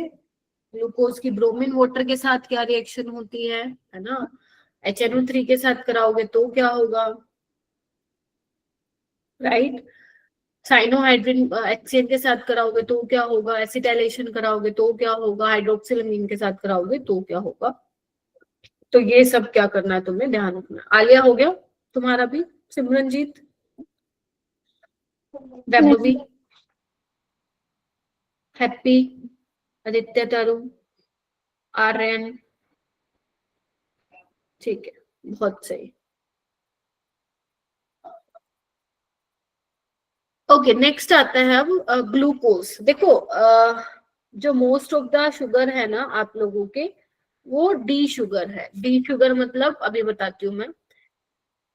ये डी और कैपिटल डी, पहली बात तो आज ये जान लो, ये सेम नहीं है, ठीक है? पहले तो ये चीज ध्यान रखो, ठीक है? अब यहाँ पे डेक्सट्रोज का क्या मतलब है कि ये डेक्स्ट्रो रोटेटरी है। डेक्स्ट्रो रोटेटरी का मतलब क्या है, प्लस आएगा ना यहाँ पे। लीवो रोटेटरी होता तो माइनस होता। क्लियर है ये पहली बात? और ग्लूकोज यहाँ पे क्या बोला, डेक्स्ट्रो रोटेटरी और ग्रेप शुगर, ठीक है? इसको आपके ग्रेप शुगर में भी जो ये बेसिकली होता है ग्लूकोज, ठीक है? अच्छा, इसको ग्लूकोज को हम ग्रेप शुगर भी बोलते हैं, ठीक है मैम? अच्छा, अब ध्यान से देखो, इसका जो ग्लूकोज का जब हम नाम लिखते हैं तो हम इसको ऐसे लिखते हैं, कैपिटल डी ब्रैकेट में प्लस, ये हाइफन है, माइनस नहीं है, और ग्लूकोज, समझे? इसका मतलब क्या है, प्लस हमें दिखा रहा है कि डेक्सोरोटेटरी है ना, ऑप्टिकली एक्टिव है, क्लॉकवाइज घुमाया होगा, यस और नो? और डी का मतलब है ये डी कॉन्फ़िगरेशन का है। अब मैम ये डी कॉन्फ़िगरेशन क्या होता है? देखो, कैपिटल डी और स्मॉल डी में कोई लेना देना नहीं है, और स्मॉल एल और कैपिटल एल में कोई लेना देना नहीं है ना? आप ये नहीं बोल सकते हो कि अगर मान लो प्लस है या स्मॉल डी है तो वहां पे डी ग्लूकोज होगा, या माइनस है तो एल ग्लूकोज होगा, ऐसा नहीं है, ठीक है? अब सुनो मेरी बात ध्यान से। देखो, सबसे जो स्मॉलेस्ट कार्बोहाइड्रेट है वो है हमारे पास ग्लिसरल्डिहाइड। कौन सा है? ग्लिसरल्डिहाइड। क्या होता है उसका स्ट्रक्चर? CHO HOH CH2OH, ठीक है? CHO, ये तो आपको पता है, ग्लूकोज में भी ये दोनों चीजें तो देखी है ना तुमने, बस H और OH है इसमें। और ये क्योंकि यहाँ पे कायरल सेंटर है तो ये क्या है मेरा बेटा, ऑप्टिकली एक्टिव है। देखो, अब हम कैपिटल डी और कैपिटल एल कब हम बताते हैं, ध्यान से सुना। जैसे तुम्हें याद है मैंने तुम्हें RS कॉन्फ़िगरेशन सिखाया था, है ना, कि R कॉन्फ़िगरेशन का है, ये S कॉन्फ़िगरेशन का है।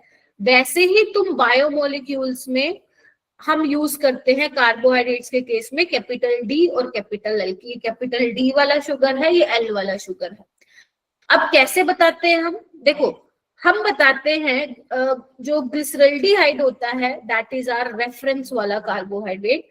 आपको ये देखना है कि यहाँ पे जो कायरल सेंटर आपको दिख रहा है, यहाँ पे OH कौन सी वाली पोजीशन पे लगा हुआ है? कौन सी वाली पे लगा हुआ है? राइट हैंड साइड पे लगा हुआ है, यस और नो? इसीलिए इसको हम क्या बोलते हैं?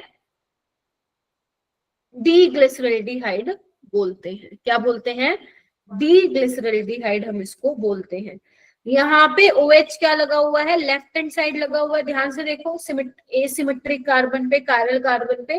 तो इसको हम क्या बोलते हैं? एल ग्लिसरल्डिहाइड बोलते हैं। ठीक है, बोलो हाँ या ना।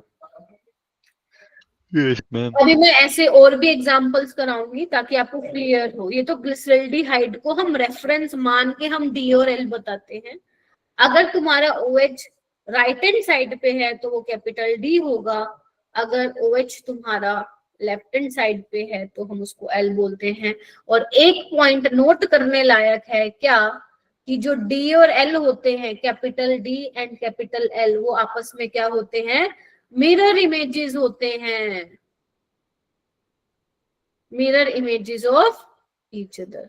क्या कहते हो? ध्यान से देखो, क्या ये दोनों मिरर इमेजेस हैं? हाँ मैम है। तो डी और एल आपस में क्या होते हैं? मिरर इमेजेस होते हैं। ठीक है, देखो कौन डेक्स्ट्रो रोटेटरी है, कौन लिवो रोटेटरी, वो आपको एक्सपेरिमेंट से ही पता लगेगा। हाँ जी, यस और no? But you can predict capital D configuration का है या कैपिटल एल कॉन्फ़िगरेशन का है। और मोस्ट ऑफ द जो कार्बोहाइड्रेट्स हैं वो आपके डी कॉन्फ़िगरेशन के होते हैं। तो आप यहाँ पे मुझे जितने भी कार्बोहाइड्रेट्स बनाते हुए देखोगे वो मैं डी कॉन्फ़िगरेशन के ही बनाऊंगी।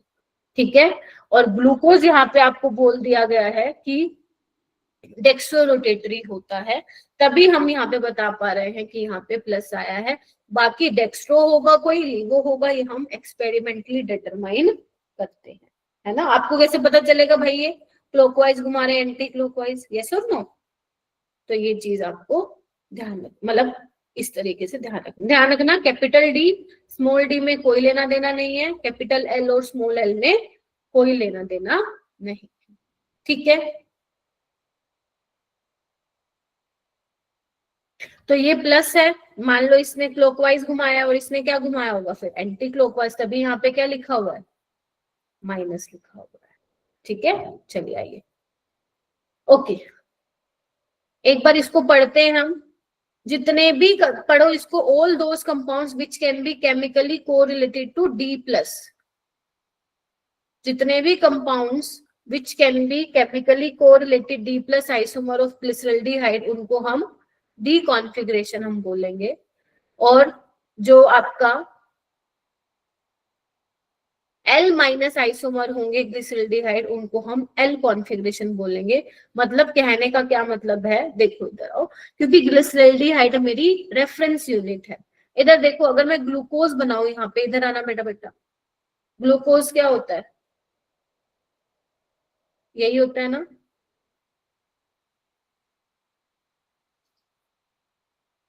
अब इसको कंपेयर करो ग्लिसरल्डिहाइड से। ग्लिसरल्डिहाइड हमारे पास क्या होता है ना। तो आपको क्या करना है, CH2OH के साथ वाला कार्बन देखो कौन सा, ये वाला, यस और नो? ग्लूकोज में CH2OH के साथ वाला, ये वाला कायरल कार्बन। तो आपको क्या देखना है, जब आप कैपिटल डी या एल देख रहे हो तो आपको क्या देखना है? Last second last second carbon पे देखना है।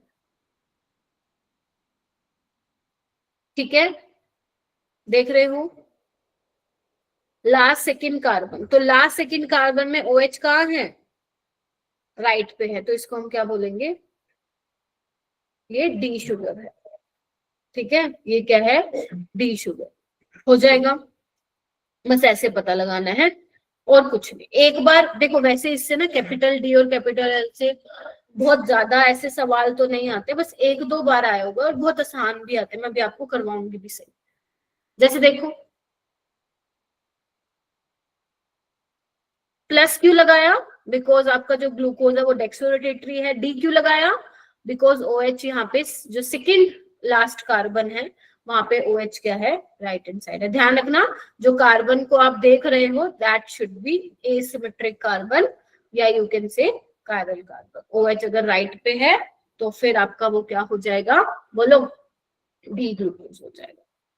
ठीक है, और ध्यान रखना डी और एल मिरर इमेजेस, तो अगर आप एल कॉन्फ़िगरेशन बनाओगे तो ये बनेगी, इधर आओ,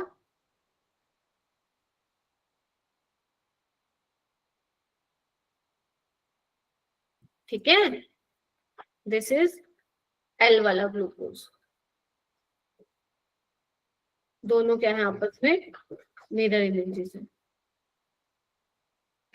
ठीक है, चलिए अब कुछ क्वेश्चन करते हैं। ओसा जोन में कल कराऊंगी, पहले चलो कोई टाइम 8:12 हो चुकी है, ये क्वेश्चन करो। जो बहुत ज्यादा क्वेश्चन नहीं आए आज के टॉपिक से जितना मैंने पढ़ाया, बट जितने भी आए वी विल डू। चलो ये वाला क्वेश्चन ट्राई करो। ग्लूकोज की जब HI के साथ कराऊंगी तो क्या बनेगा, ग्लूकोनिक, वेरी गुड, हेक्सेन बनेगा, तो A का क्या आ जाएगा, 4। जब ग्लूकोज की ब्रोमीन वाटर के साथ कराऊंगी तो ग्लूकोनिक एसिड। बहुत बढ़िया, ऐसे क्वेश्चन आ जाएंगे तो फ्री के 4 नंबर है। एसिटिक एनहाइड्राइड के साथ कराओगे तो ग्लूकोज पेंटाएसिड। और HNO3 के साथ कराओगे तो सैकरिक एसिड। तो फोर्थ फर्स्ट सेकंड थर्ड यानी कि A ऑप्शन क्या हो जाएगा, इसका सही हो जाएगा। सिंपल आसान सवाल में इसको वही है, देखो जिसने पढ़ा होगा वो तो कर लेगा, अब जो बायोमोलिक्यूल्स नहीं करके गया है तो वो तो क्या करेगा, छोड़ के आएगा ना, है ना। तो इसीलिए कह रही हूँ कि जहाँ पे क्वेश्चन आसान आते हैं और हमने बायोमोलिक्यूल पढ़ रखा है तो नंबर एकदम कहीं कटने के चांसेस नहीं है। चलो ये देखो, ये आया था 2025 में, आपको बोला है identify the number of structure from the following which can be correlated to D glyceraldehyde. अब अपने को ये देखना है। अब थोड़ा सा ध्यान से देखो, यहाँ पे क्या है, ये H है, जहां पे नहीं लगा रखा उसका मतलब H है ना, वैलेंसी पूरी कर देना।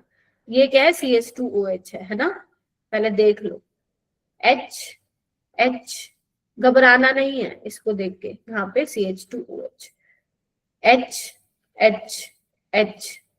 2H, ये क्या है, CH2OH है, H। अब ग्लिसरैल्डिहाइड क्या होता है, आना एक बार, पता है क्या होता है ना, बताया मैंने, ये होता है,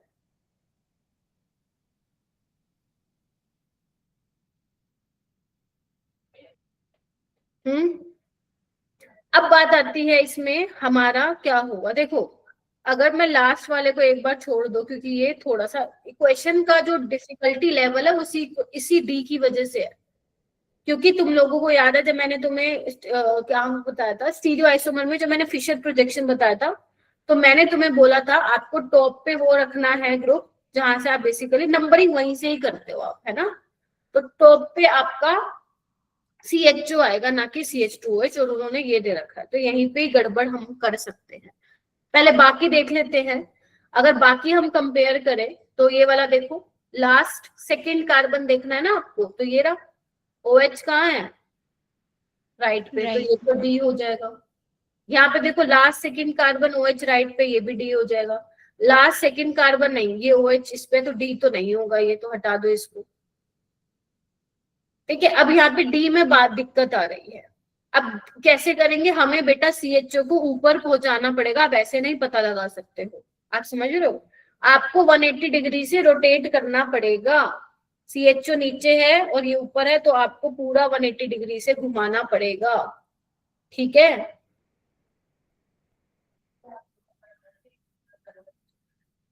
ये CHO है, ये CHO है जो नीचे है, घुमा दो इसको, ठीक है। तो इस तरीके से अपने को करना पड़ेगा। तो अगर तुम घुमा दोगे 180 डिग्री से तो देखना क्या होगा, मैम D होगा। CHO, अब जो ये HOH है ये भी पलटी मारेगा, OH अभी यहाँ है तो यहाँ पे आ जाएगा, बोलो आगे ना, और ये वाला OHH और ये वाला HOH और CH2OH, तो ये कहाँ पे है? राइट हैंड साइड पे, तो क्या हो जाएगा? ऑप्शन 4 3। ऑप्शन 4 आ जाएगा 3। इस तरीके से अपने को करना है, ठीक है जी।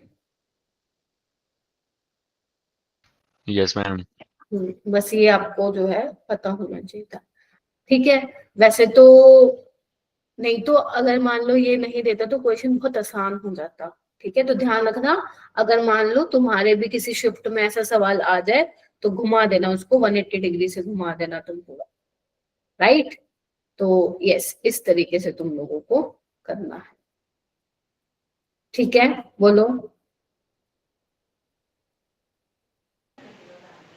चलो अब ये देखो, ये क्वेश्चन ये जेई में तो नहीं आया था, ये वैसे मैंने लिया है क्वेश्चन।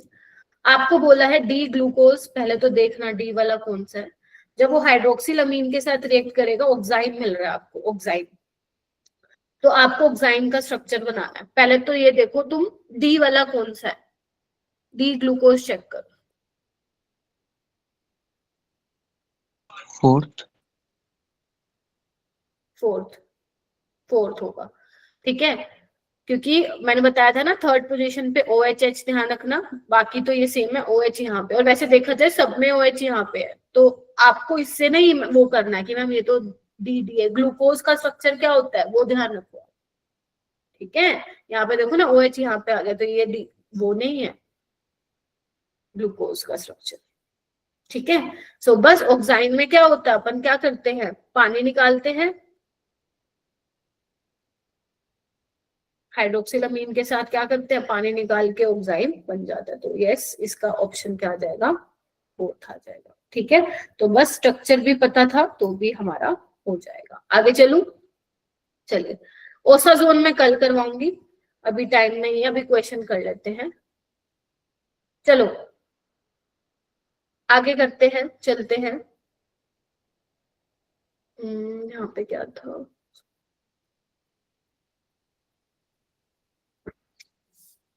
यहाँ पे मिसिंग है कुछ, एक सेकेंड में फ्रक्टोज आएगा यहाँ पे, बट कैसे लिखा हुआ उसमें एक बार मैं देखूं, तो एक मिनट रुको बच्चों।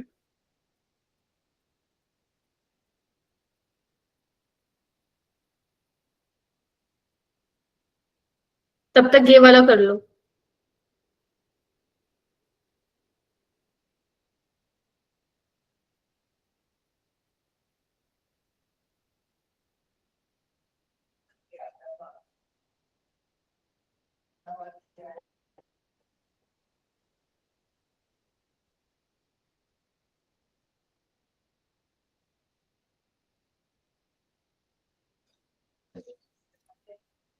हाँ जी, तो यहाँ पे एल ग्लूकोज पूछा है आपसे, डी ग्लूकोज नहीं पूछा। आप सबसे पहले क्या बना लो, डी ग्लूकोज बना लो, है ना।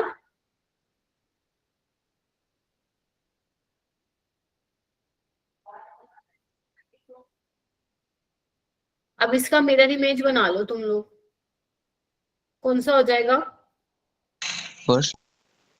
फर्स्ट OH, यहाँ OH, यहाँ OH, OH, फर्स्ट ऑप्शन इसका करेक्ट हो जाएगा, ठीक है जी। क्योंकि यहाँ पे क्या H H H, देखो ये जो मैंने बनाया है मिरर इमेज से, तो ऑप्शन नंबर फर्स्ट हो जाएगा, ठीक है। हाँ, यहाँ पे इन्होंने क्या दिया हुआ है, फ्रक्टोज भी सुक्रोज, बस सुक्रोज लिखा हुआ था इन्होंने यहाँ पे।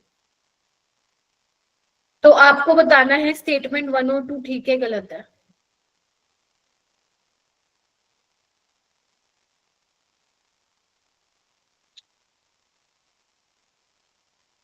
सोचो, ग्लूकोज तो डेक्स्ट्रोरोटेटरी होता है इसलिए प्लस है, ध्यान रखना ये आगे पीछे हाइफन है।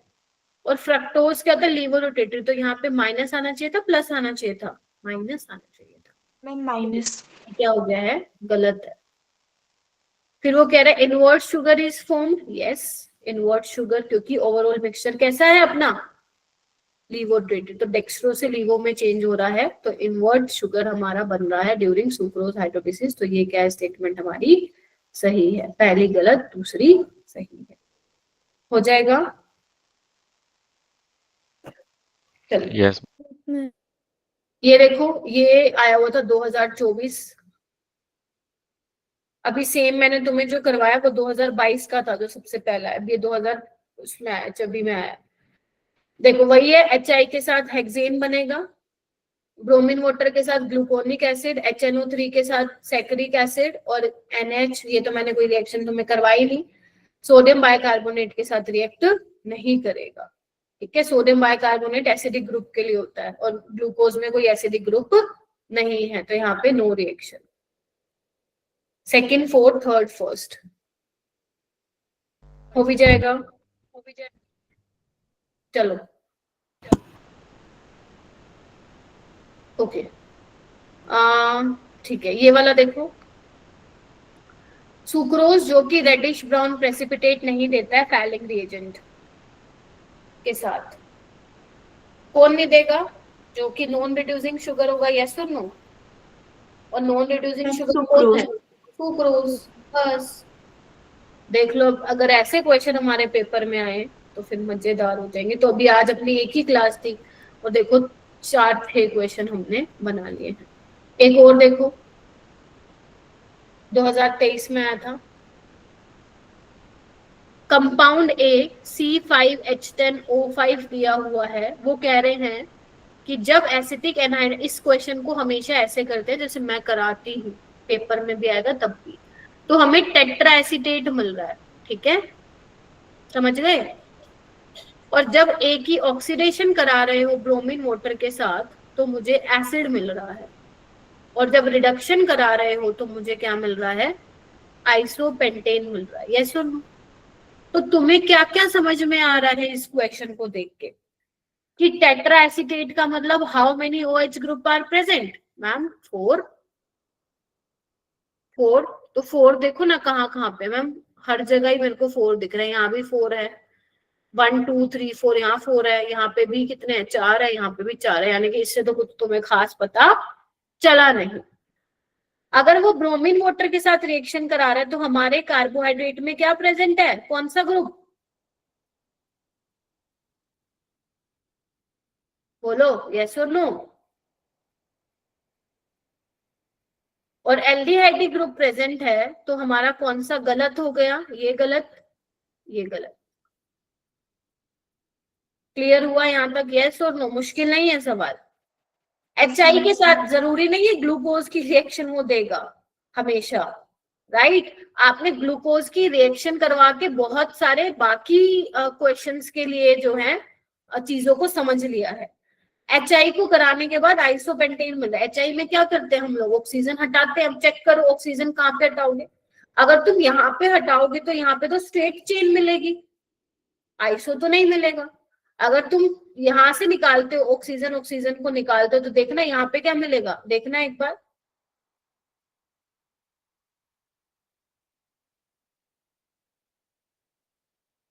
ये मिलेगा,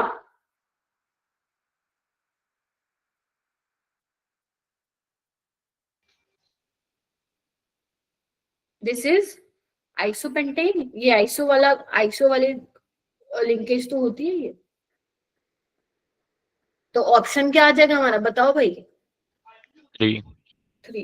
क्योंकि अगर तुम इसकी सेकंड वाले ऑप्शन की कराते हो बेटा HI के साथ, वो तो क्या दे देगा तुम्हें? N पेंटेन दे देगा। हमें तो क्या बताना है? आइसोपेंटेन बताना है। हो जाएगा? तो ऐसे इसको सोल्व करना है। तो आज कोई असाइनमेंट तो नहीं मिलेगा तुम्हें, आपको यही करना है, बस जो इतना मैंने करा दिया प्रैक्टिस करना है। कल हम लोग ग्लूकोज के स्ट्रक्चर, ये तो ग्लूकोज का फिशर प्रोजेक्शन मैंने तुम्हें बताया, ओपन चेन।